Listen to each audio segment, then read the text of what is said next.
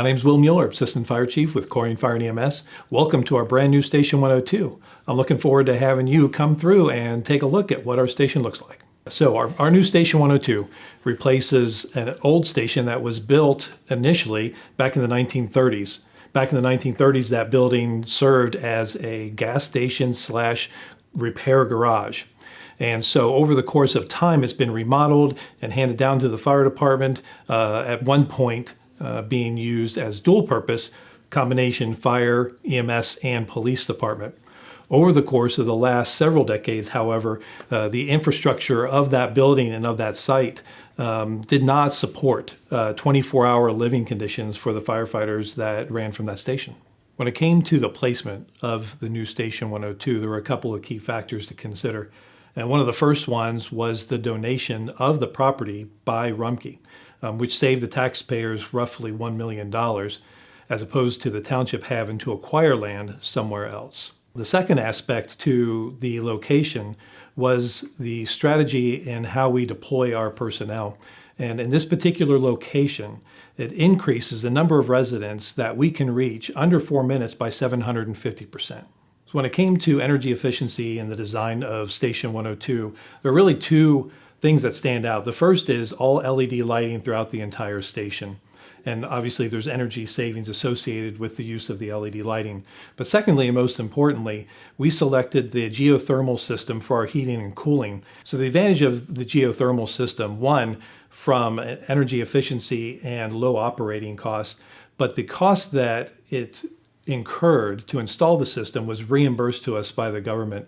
So that taxpayer dollar was saved. Some of the things that necessitated the move from our old station, one was size. New trucks these days are much larger.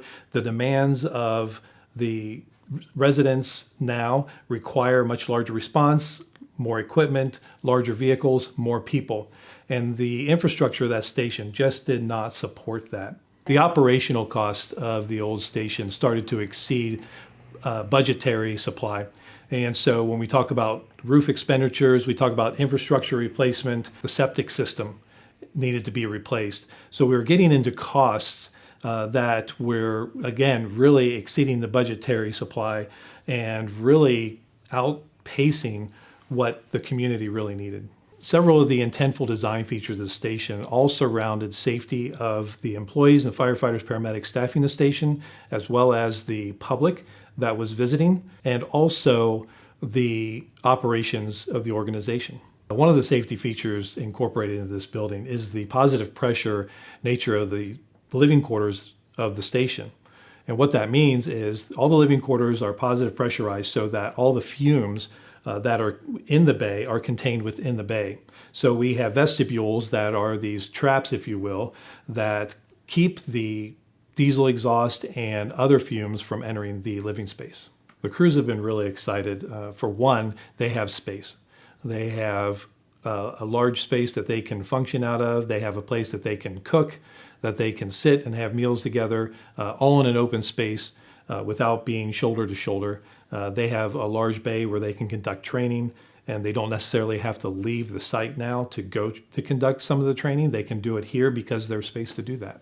There's several key elements that we'd like the public to know about the station, and one is the cost effectiveness by which it was built and the cost effectiveness for which it will take to operate that. Additionally, this station is really going to put us into a position where we can enhance the type of services that we provide to the public with a much quicker response.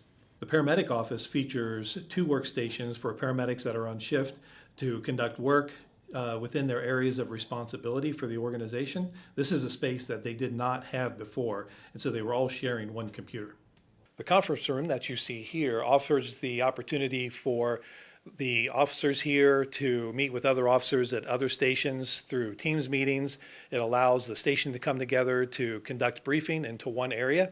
At the old station, this was a storage room / weight room / computer room.